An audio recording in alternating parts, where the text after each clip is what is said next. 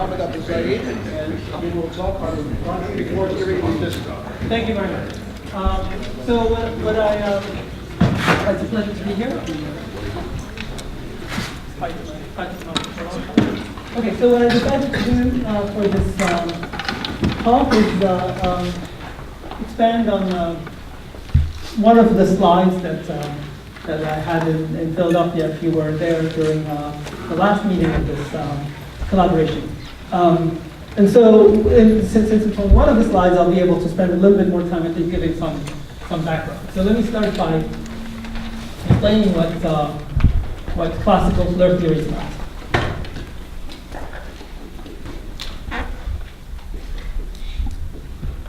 Okay, so the starting point is that we have, let's say, X, some symplectic manifold.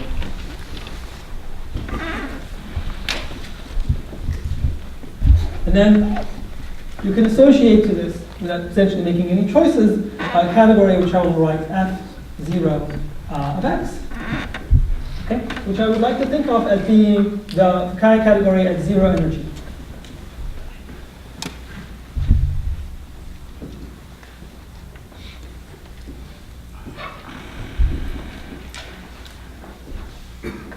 And its objects, as you might expect, are Lagrangians. Let's make them closed. Let's make this one closed too, so we don't have to think about closed Lagrangians. And its morphisms, well, you know, KL is, let's assume for simplicity that they are disjoint, that they are transverse. It's some direct sum over intersection points of X times whatever field you want.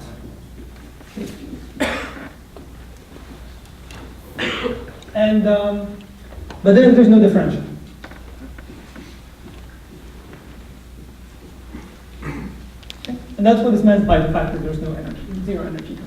So in particular, if K equals L, then you replace this direct sum here by basically taking the cohomology of, instead of taking the direct sum for all the intersection points, you basically just take the cohomology of K.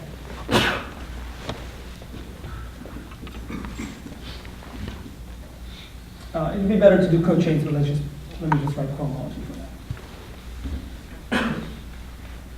Okay, and multiplication, well, multiplication, it's actually not, so even though it's zero energy, it's not actually completely trivial. Here you basically count zero energy holomorphic disks.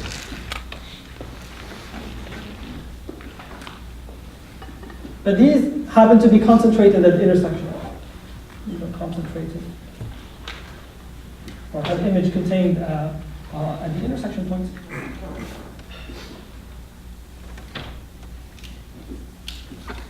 So the product takes the form, if you take X inside K intersect L, then it defines an element. Let me just write X in KL, and just to give it a different name, X dual in LK, and the product is X tensor X check goes to the top class, the fundamental class of K. Yeah, okay, if you did it in the other order, fundamental class of L. And that's basically all there is. And that's basically all there is in terms of products. So this category is not very interesting. Okay.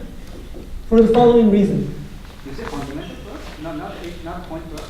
I'm using the wrong term. I mean the top class. This is in HN of L. You have to decide what you refer to what. Yeah, let me just, in HN. This is a very interesting category, and because there are not without equivalences. So two objects are equivalent, or isomorphic if and only if the Lagrangians are actually equal.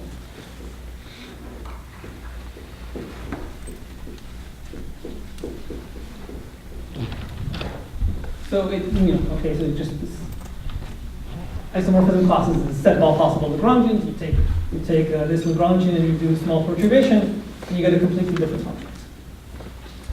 So how is the Fukaya category produced from this? Well, so a choice of almost complex structure on X determines an A infinity deformation of this category.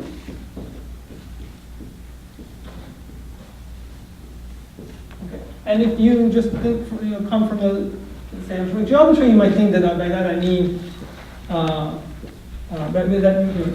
want this over, let's say, some kind of power series ring. Okay, but that's not what happens in reality. So instead,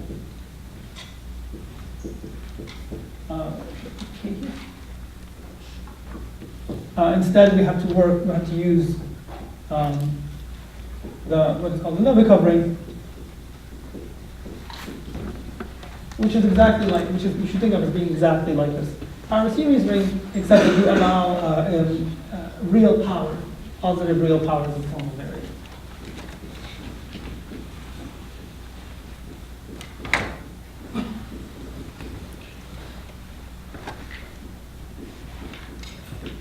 Okay, I don't want to, just, don't worry about the details, just imagine this is what it is. Okay. So what does that mean that it determines an infinity deformation? So in principle, so in practice, we define f of x to be to have objects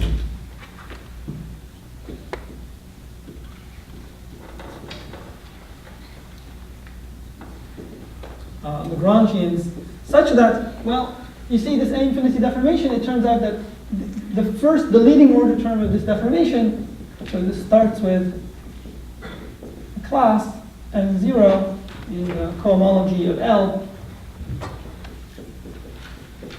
for all objects. So you define this to be the ones for which M0 of L is 0. Okay, and the reason is that if M0 is not 0, then the differential, because the next order term of the differential is some kind of the deformation is some kind of differential, and the differential may not be 0. So you impose, so the objects of these are not exactly these, but some sub-collection. You look at this, and then instead of working over this ring, you in fact invert the formal variable. So consider the category associated. So the general value of each bar to inverting the formal variables. So in this precise thing is formal variable.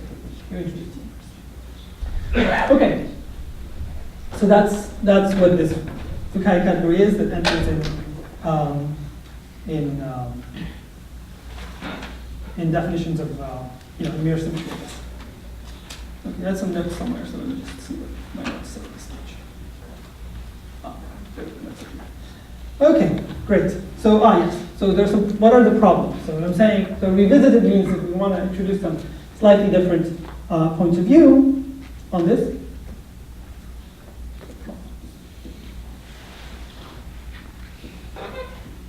So the first problem is that there are not enough objects in general.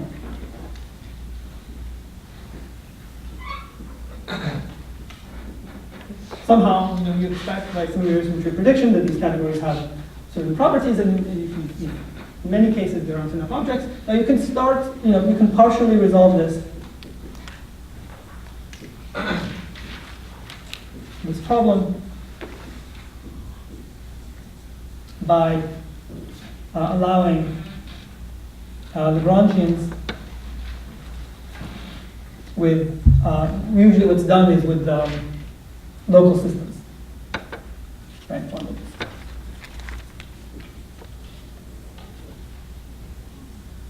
Okay. But this leads to another problem, which is that once you have these Lagrangians with local systems, it's clear that they come in families. You can just deform the local system. But it's hard to formulate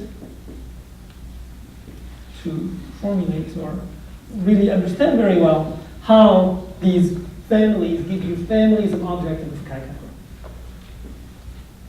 And of course this has been done, but you get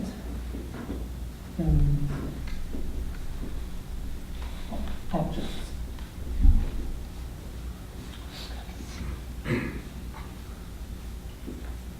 Okay, so let me illustrate this with the case of L and torus.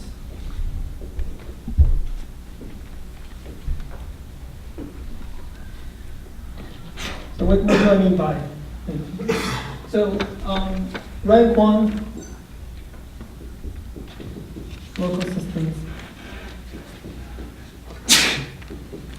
on the torus that corresponds to or classified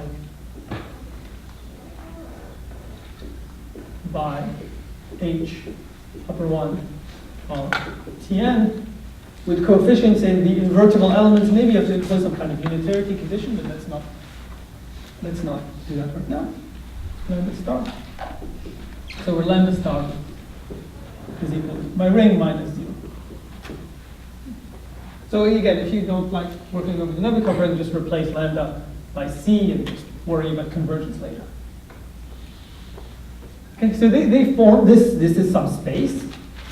Lambda starts at the end. And when you do usual Lagrangian Floer theory, you just say that each such local system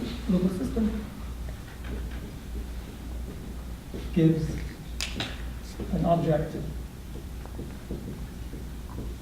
of f of x, assuming this M0 vanishes.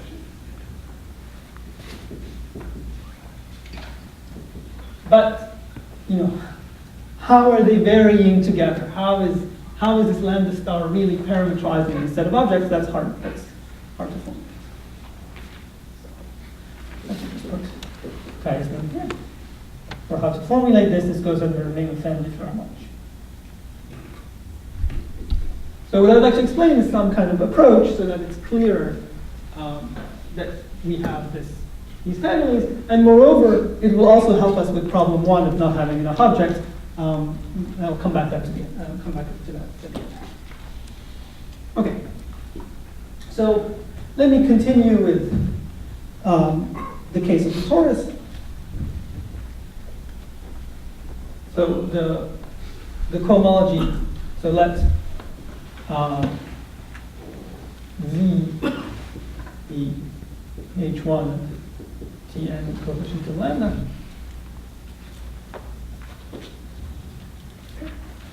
Then the cohomology of the torus is just the exterior algebra. Oh, this is horrible notation there. But anyway, this is typical. Sorry. Exterior algebra.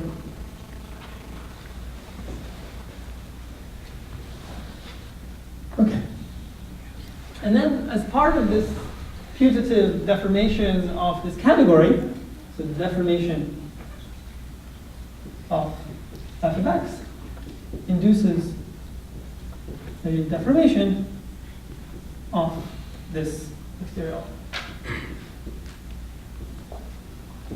Okay, and now if you're, to do some kind of, a little bit about homological algebra, you know that this is completely understood. So the Hochschild-Kostow-Rosenberg theorem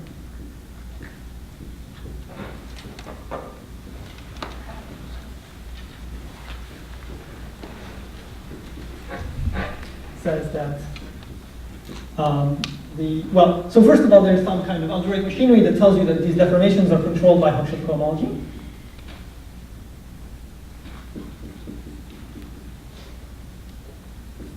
But then this theorem tells you that the Hochschild cohomology of an exterior algebra on some vector space is given by, okay, so I'm just not sure this is the ideal notation. So it's something tensored with the exterior algebra, and the thing that you tensor with is basically power series in the dual. So I don't know how to write that. I guess I'm going to just write K double brackets. So function. So roughly speaking, what's happening is that if you can basically think of this as like formal functions at the origin of V, tensored with the exterior algebra of the tangent space. Think of V as tangent space at 0 of V, and then this is the exterior algebra of the tangent space, and this is formal functions at the origin.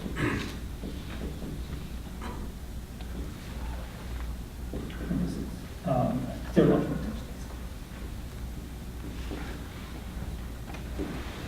And now, okay, so now I said, the key thing to determine whether these are objects or not is to look at whether we have this non-trivial M0. So in particular, given such a deformation, we'd like to know what is the corresponding M0. But this is actually quite straightforward. We can evaluate at 0 and get an element of this exterior algebra, and this is M0. Okay. Now this actually tells us something non-trivial about Floer theory. So, but Floer theory. So the first thing that you notice is that this Hochschild cohomology group, it is supported in degrees 0 to n, where n is the dimension.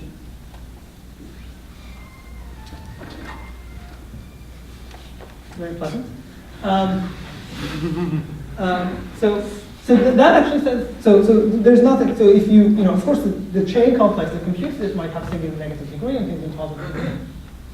But the only things that contribute to this are in degrees 0 to n. And that says, the corollary 1, the A infinity structure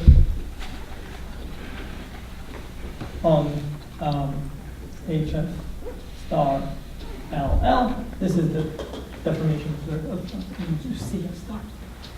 So these are the Floer chains.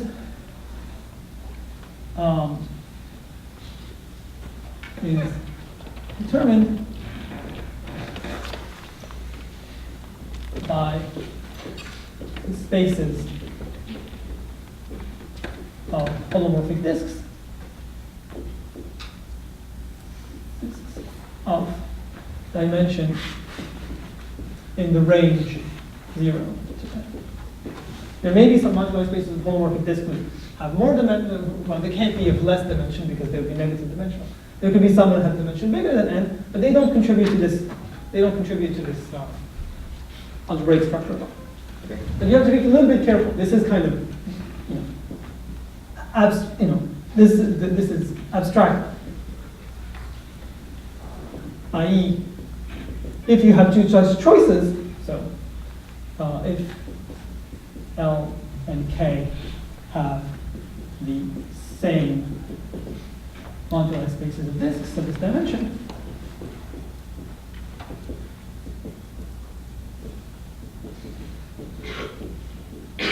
then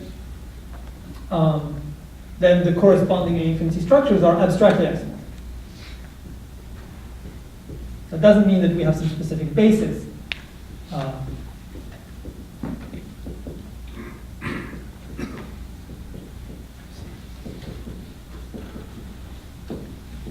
two specific bases with respect to which they're isomorphic, but there is some isomorphism. Okay, so that's the first thing. But then the other thing that this implies is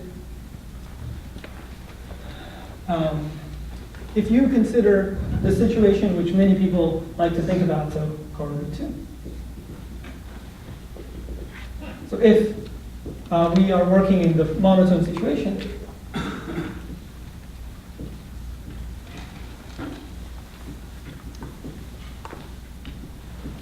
which is maybe you want to say Fano if you're not used to symplectic geometry, if you're in the Fano case, then, well, if you go through some computation, it will actually tell you that all of these degrees don't have any moduli spaces of holomorphic disks except for the case for the top one, except for n. This is the only class which can have disks. In this range. Now there could be disks in dimension n plus 2 and n plus 4 and so on and so forth, but they wouldn't contribute by corollary 1. Then the infinity spectrum is determined by the moduli spaces of disks.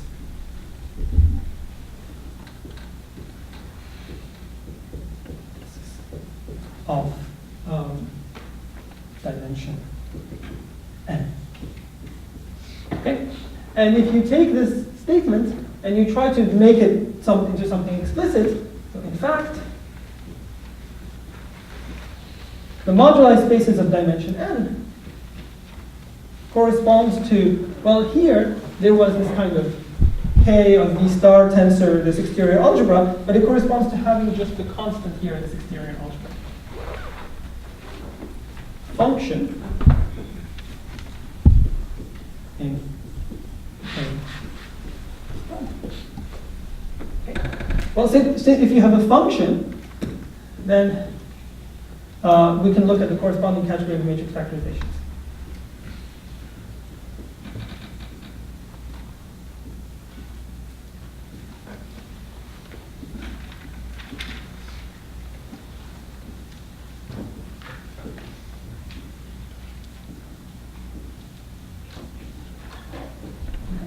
And in fact, because everything is happening formally at 0, we're looking for a matrix factorization supported with support at the origin. And then it's very easy to write down explicit models, an explicit model for what this A infinity structure looks like. So roughly speaking, the differential is determined by the derivative of the function. The product by the second derivatives.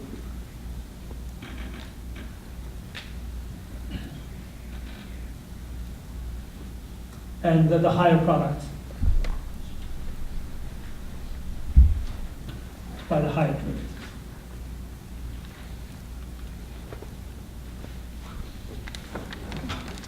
It's actually not straightforward, I mean, to write down such formulas in the general case, in the case where there are holomorphic disks of arbitrary dimension between 0 and n. But there is one thing that you can prove that always holds.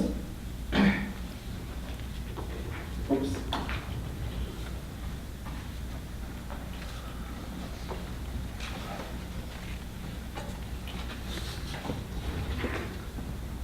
This is going to be interesting. And that's, so the thing that you can prove is you can basically determine whether objects are 0 or whether this Lagrangian is a non-zero object or not. In general, we have L, which is a torus, is a non-zero object of the kind category, which already means that it's unobstructed. So that means I already assume that, so let me say, if and only if the following two conditions hold. So if you take this element of Hochschild cohomology and you write it as sum of fi tensor, let's say alpha I, first thing says that fi equals 0 at the origin. And 2, f0, which is this function, which I wrote maybe w over there, has the origin as critical value.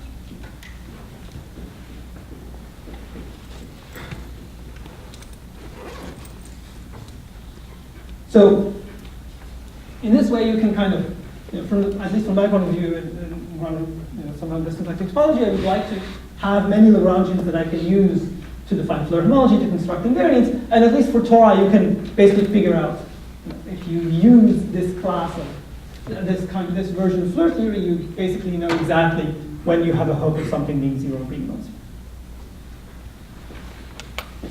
And when I said, so I said two things over here. I said there may not be enough objects, which means that if these coefficients don't vanish at the origin, then you just don't know what to do. It's just obstructed in your stuff, and you don't know. And moreover, we basically are ever only evaluating something in the origin. So we don't, we get this whole power series, and we get such a power series for every Lagrangian, but we don't know how they vary when you go from one to the other. I mean, of course, we do know how they vary, but somehow it takes a lot of work to establish.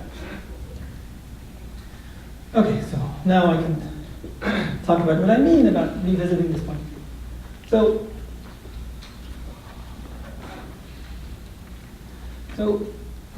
as I said, the problem of not having enough objects is usually was first resolved by saying you should put in unitary local systems. And that's simply because, for example, if you take this torus and you try to say this is mirrored to the elliptic curve, well then, with somehow these fibers corresponding to Skyscraper sheets of points, there's only one parameter family, a real one parameter family of such fibers. Okay? On the other side, if you take an elliptic curve over C, then you should have a two-parameter real family. Of course, if you put in local systems on the Lagrangian with some monodromy, then that's the extra family, the extra dimension. So, but what we can do is we can consider what I like to call the universal local system.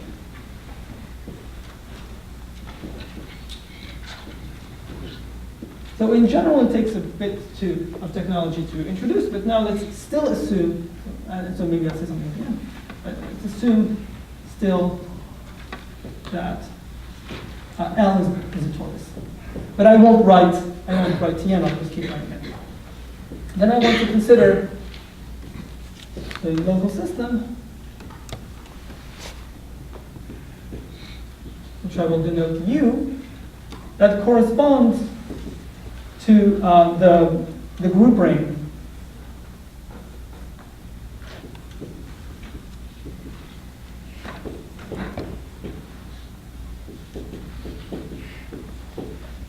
okay.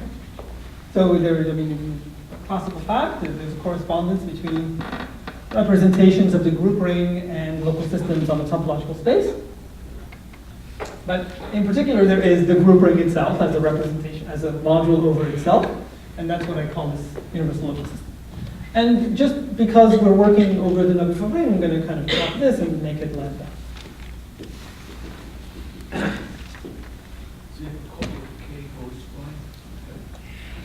When I take this universal local system for the group ring, yeah, a copy of each element.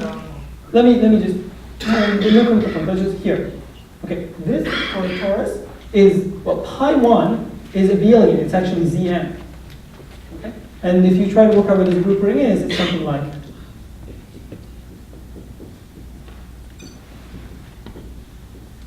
it's Laurent polynomials.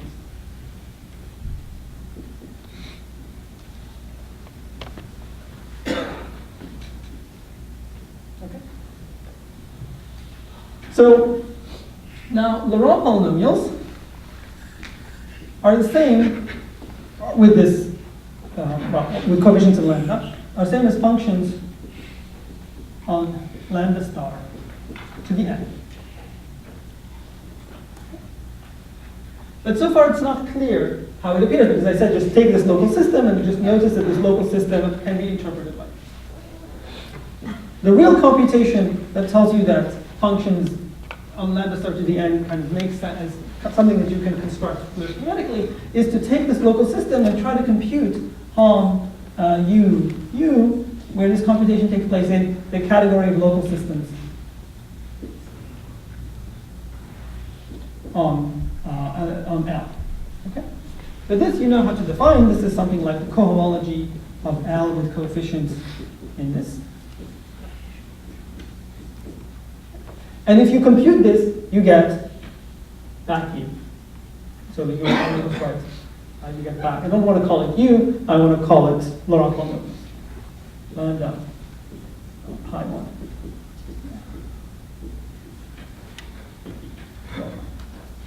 Okay. So we now have an object. So if we could make an object of the Fukaya category which corresponds to this local system, and that's the claim that we can indeed do that. Then, when we deform it, when we turn on the holomorphic disks, and this is kind of zero energy stuff. But when you deform it, when you turn on the holomorphic disk, you get a deformation of this ring of functions. And that deformation is also computable, in fact, more straightforwardly from Hochschild, Koster, and Rosenberg.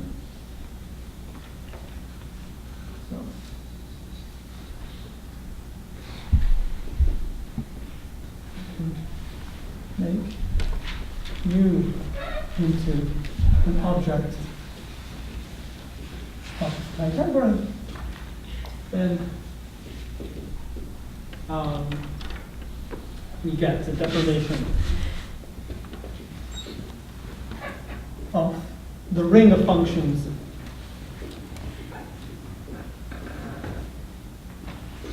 on this space, lambda star to the n, which, again, by Hochschild, Koster, and Rosenberg, can be computed to be, well, let's give this a name. Let's call this y. Well, you can compute it to be, direct sum of h, p of y with coefficients in the exterior product lambda q of the tangent space of y. That's somehow the general answer. But in this case, y is affine. I mean, you have to work analytically to get the right answer. But let me just say y is affine, and the tangent space is trivial. So you get the same answer as before. Well, almost the same answer as before. You get lambda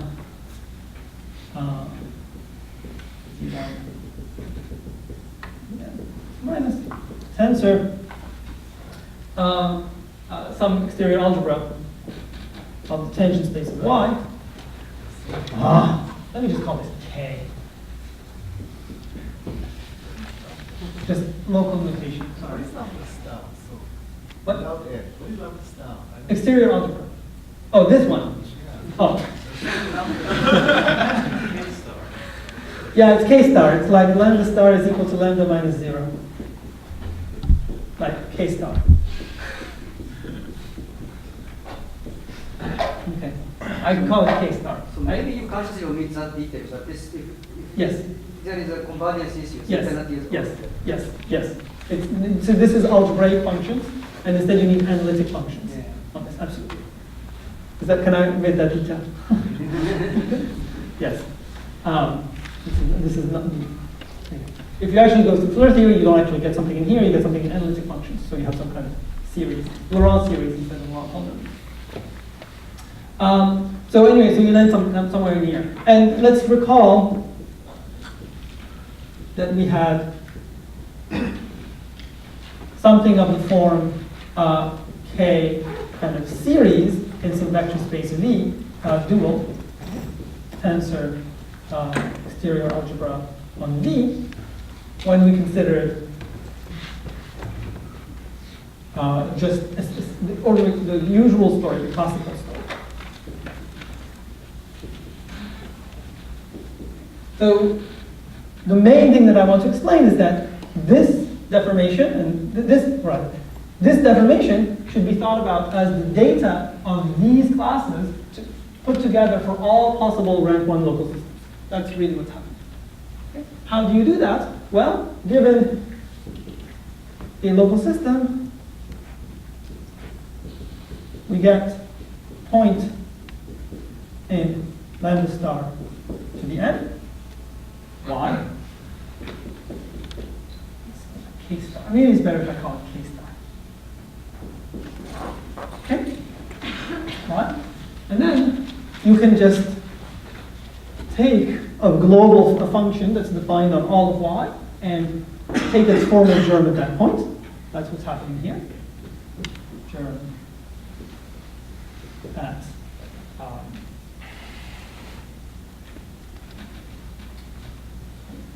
point. And here, you're basically just using v equals the tangent space of y at the given point. So this really is the data of all of these put together. So the corollary of this picture is that, well, something like family Floer cohomology makes sense. Before you used to have a collection of deformations and you didn't know how they were related to each other. Now you at least have a formalism for stating how they're related to each other. But the next corollary that I want to point out, next observation, is that the map that M0 of this object, so let me say in H F star of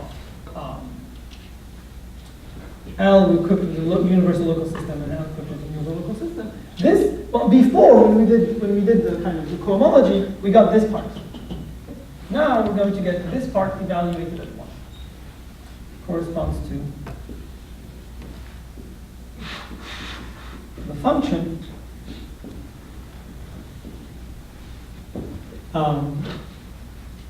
function x0.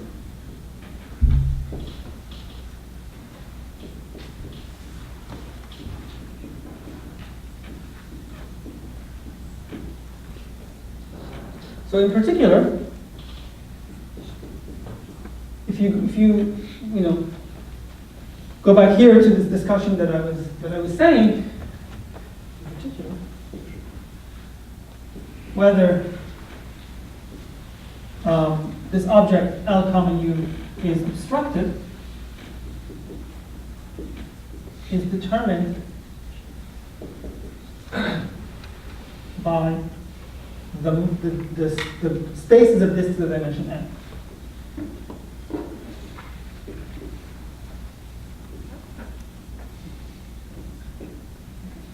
And so in general, again, going back to the classical story that the cohomology of L, the cohomology of L has many groups in different degrees 0 to n. But if you look at this Laurent polynomials, that's supported in degree 0. So in particular, that says that, okay, the leading order term of our deformation, we want to think of it as being this M0, but the next order term of the deformation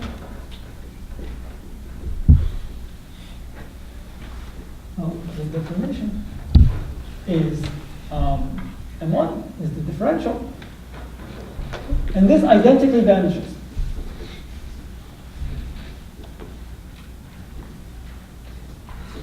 For degree reasons.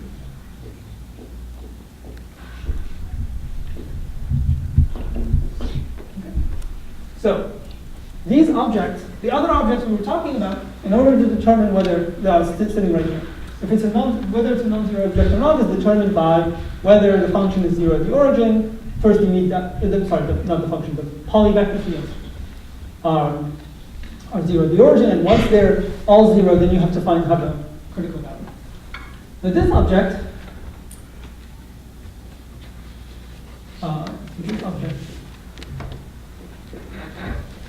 vanishes, or is non-zero, it doesn't vanish, the order of the logic is function positive, it's non-zero. If and only if n0 is 0. So whenever, let me just write this. Whenever it's this one as an object,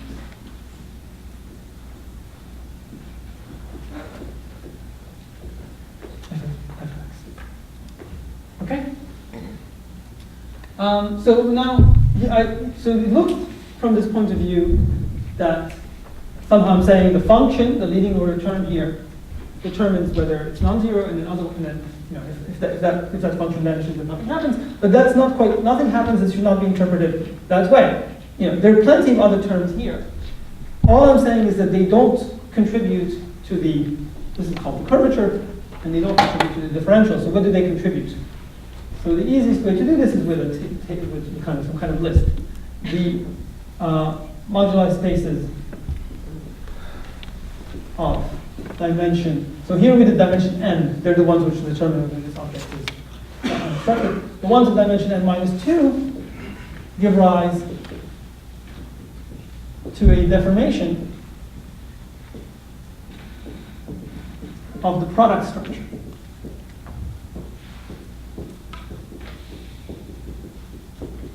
That's because n minus 2 corresponds to wedge 2 of v, of wedge 2 ty. And because we're in a situation where you can just dualize, this gives rise to Poisson structures. But it doesn't just give you a Poisson structure, it gives you a full order deformation of the commutative ring structure on Laurent polynomials. Okay. And this already gives at least one example of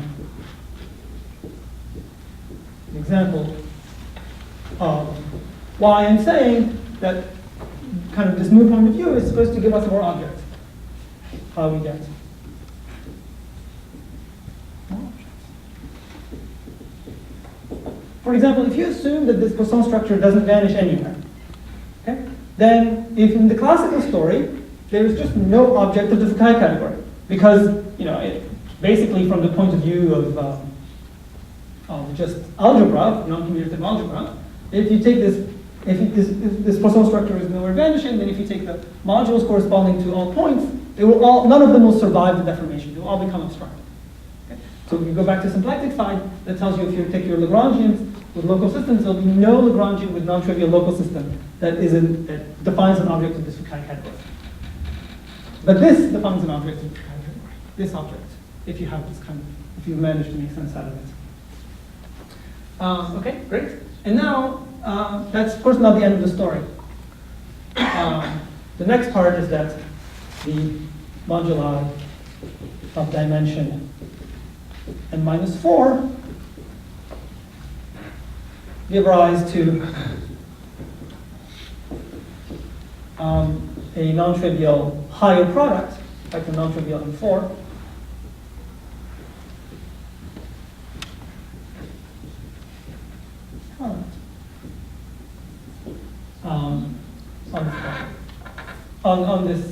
On this non-trivial Poisson structure, on this non-trivial deformation associated with Poisson structure.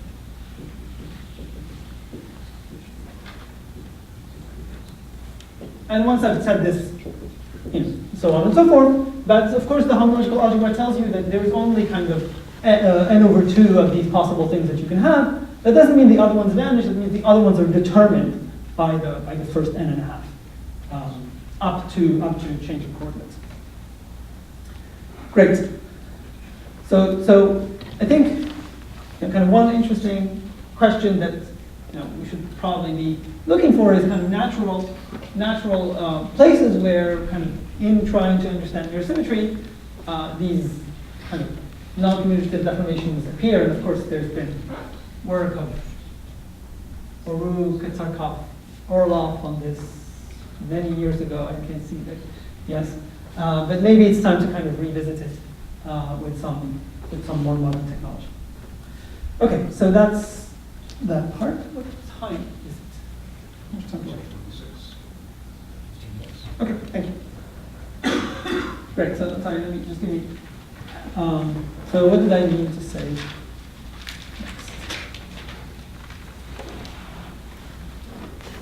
Oh, okay. So.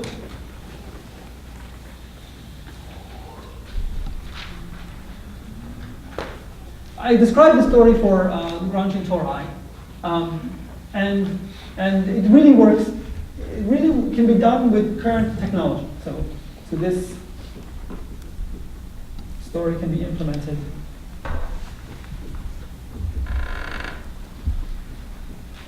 using Kaya Kurota and Ono's Kuronishi structures, Kuronishi theory. And the main reason that it can be implemented using essentially, no new work is that all I did is I said, take the story with local systems, and instead of doing finite rank local systems, use this infinite rank local systems. That's all. I just added local system selection.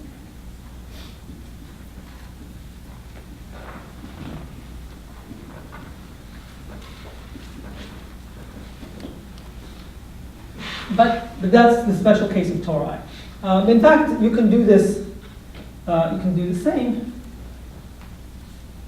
for any manifold L, which is whose higher homotopy groups vanish.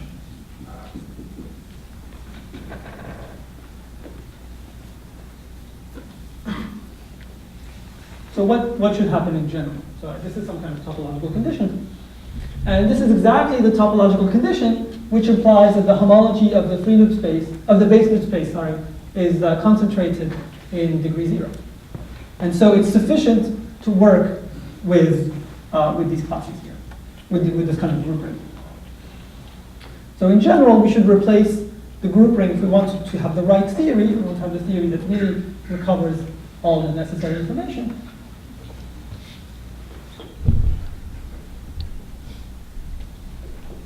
We should work with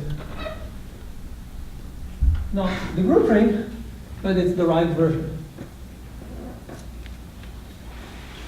which is the chains on the base loop space. So this is as a derived local system.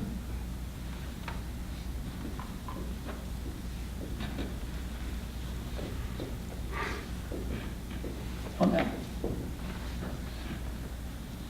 So what does that mean? That means that, so we want to assign a chain complex to every point on L, so let's fix the base point, call it currently L, and you take any point X, and you take the chains on the space of paths from L to X in L. Okay? This is an assignment of a chain complex to every point, and it's not a local system in the classical sense because there are, if I take another path, then they don't define the same element. And then they're homotopic, then they don't define the same, and the paths are homotopic, they don't define the same element, they define homotopic elements. So, regardless, you can still compute the cohomology of L with coefficients in the chain of the B-slip space. And then you get that is exactly, it's as before, it computes the homology. If you tried this with the group ring, then we wouldn't get this. So, Floer theory gives rise to the deformation of the homology of the base space.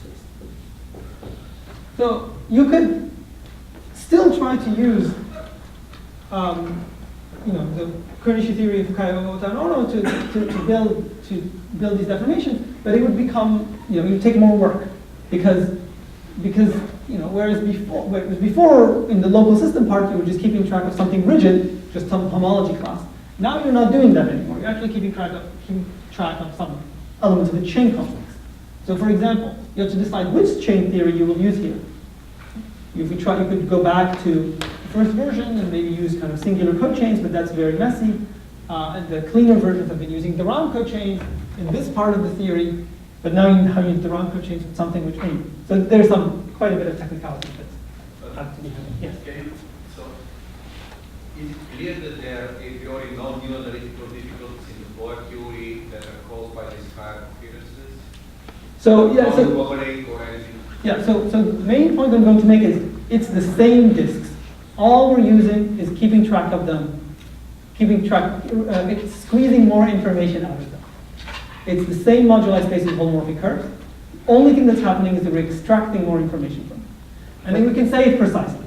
But So- you're using higher dimensional moduli spaces, right? I'm using higher dimensional moduli spaces, but of course when they build Kuronishi's theory, Kuronishi's spaces, they don't say let's only look at the 0 and 1 dimensional ones. Right. And they can't, because they use push and pull for arbitrary, when they push and pull with arbitrary cycles.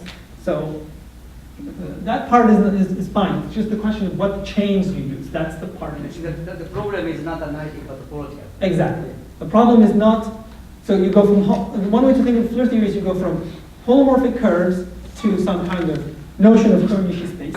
And the problem isn't there. Then you go from Kuronishi space to some kind of fundamental class and fundamental chains. And that's where you need to be more careful. Or you need to redo the theory, basically, is the way I would think. So it's a purely algebraic question. It's essentially, well, again, so I can't even call it topological. It's, you have some spaces which behave like manifolds with corners, and you would like to understand how they behave like manifolds with corners in a more careful way than you did before. Keeping track of how their evaluation into some auxiliary space, which you weren't doing before. But let me just tell you kind of what the picture is supposed to look like. So this deformation of the homology of the base group space, okay, that's, again, homology is the right thing to say. Actually, you should write chains. But let me just, this is coded by a Hochschild cohomology of, I'm just going to write what I wrote before, but to make it correct, I'll actually write the chains group space. Okay? And this is something that's computed. This is just the homology of the free loop space. Homology.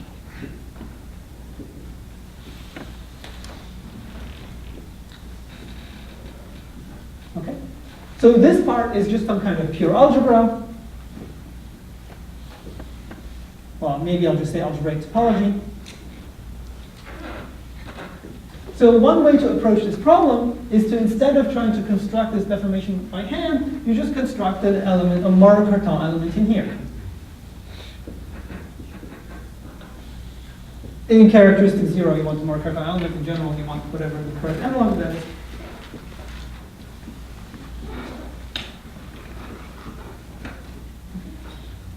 And now finally I will draw a holomorphic disk. So you take some Lagrangian, and what I've been talking about, we've been saying that there's some kind of deformation that's associated to holomorphic disk with boundary on L. And that's of course if there's only one of them. If there's multiple of them, then there's these strips and so on. So let's call that ML. Okay. So this has an evaluation now to the free loops. Okay? And now, the whole goal of Kuronishi theory is basically to equip this with fundamental classes, or really fundamental chains.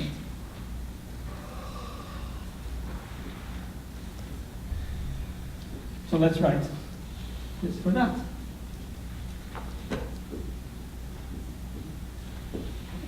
So if you take this fundamental chain and you push it forward, you get an element of the chains on the free loops on L. And now the expectation, somehow, the way I believe one should construct these deformations is to basically prove or set up a formalism so that you can show that these are Moore-Cartan solutions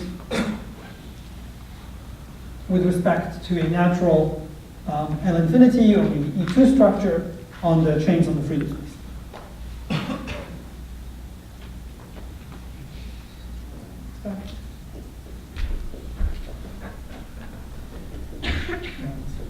This class is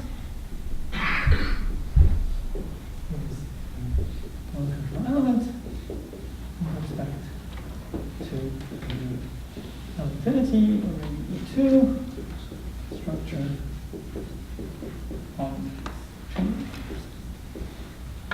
And I'm allowing myself to pass back and forth between chains and homology, and I don't do that by taking homology, but rather by using some kind of homological transfer line. So that's what I mean exactly by disks are the same as before, we're just extracting more information from it. Can I check?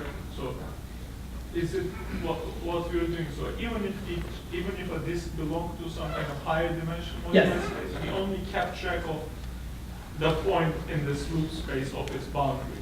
like the point that it gives in the loop. So if you have a one parameter family of this, you get a one parameter family of yours. Yeah, And you keep now track of we're that one keeping parameter track of family. that whole chain altogether. Yes. And previously we were just looking at each disk in that moduli space. Not separately. quite, actually, not quite. Previously, we were still actually taking that chain, but instead of taking the chain itself, we were using evaluation to L and pull and push in order to try to record its homology class. So when you define Lagrangian Floer theory, you take these moduli spaces and you rigidify them by imposing constraints of passing through cycles. Okay? So those were the only homology class of the free loop space that we were able to detect. Those which can be expressed as some kind of iterated intersections with cycles in the base. But now there is somehow more of them. Okay, I really have no time, so I will just close by going back to this case and pointing out that I've been focusing on this kind of homology of the base disk space because it's somehow it's always there, and you can always try to express everything else in terms of it. But you see, even here, there is some issue that somehow it may be obstructed. Okay? It may not give you an object of the Fukai category. So let's go back to L equals a torus, where the deformation is controlled by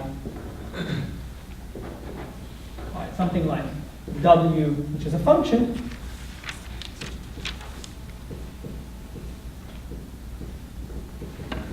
And Kenji said I'm a little bit lying here by writing it as an algebraic function. It's really some kind of analytic thing, plus higher order. And if one thing that would be good to have is some kind of, okay, so it's good to have an object that is always around, but it's also good to have an object that is somehow non-zero and knows about all other non-zero objects. And it turns out that you can actually find it from here. So let's note that the critical locus of W inside of lambda star to the n, the subvariety, to which we can associate an ideal polynomial, just do k is C1 to the n. And then you can take corresponding module, ring of functions, modulo I. Okay, this is a module over this object, over this Laurent polynomial, but in particular, I can think of it as a module over the group ring, lambda higher of L. So it gives me a local system. Okay.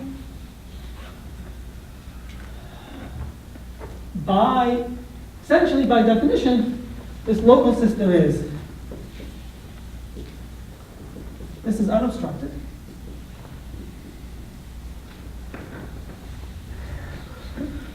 That's roughly speaking because the function W is constant on the critical locus. It's a little bit, you have to put maybe here weakly to be completely correct, but the function is, and moreover, a fairly straightforward, now we're in the affine case. So this is some affine algebraic subvariety or analytic subvariety of this object, which is basically affine. So you can prove that any object which is non-zero must have support which is contained in here, in the corresponding subvariety. It keeps switching between modules. Anyway, so since any non-zero object has support on critical locus of n, you can basically conclude that this object n is non-zero if and only if the Fukai category of X with with support on the Lagrangian L is non-trivial. So it's somehow you're trying to have some situation and you want to understand kind of what is the optimal object that knows about everything happening Floer theoretically on this Lagrangian? Well, it's, you can phrase it in terms of this universal local system, which is the base, but that may be obstructed. But if you want something unobstructed, it's basically just the coordinate ring of the structure sheaf, if you want to say it like this, of the critical locus. But of course, you have to remember that we don't necessarily, when you compute things in this setting, you don't necessarily get the commutative answer because there's also this kind of non-commutative data floating around. Okay, I'm sorry, I think I've run over. Questions?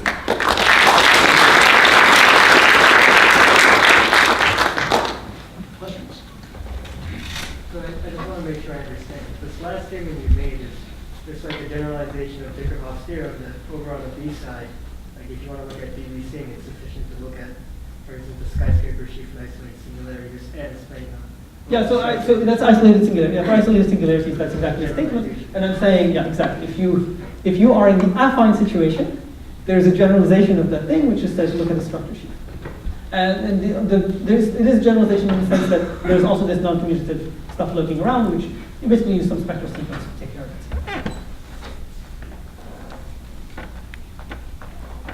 Other questions?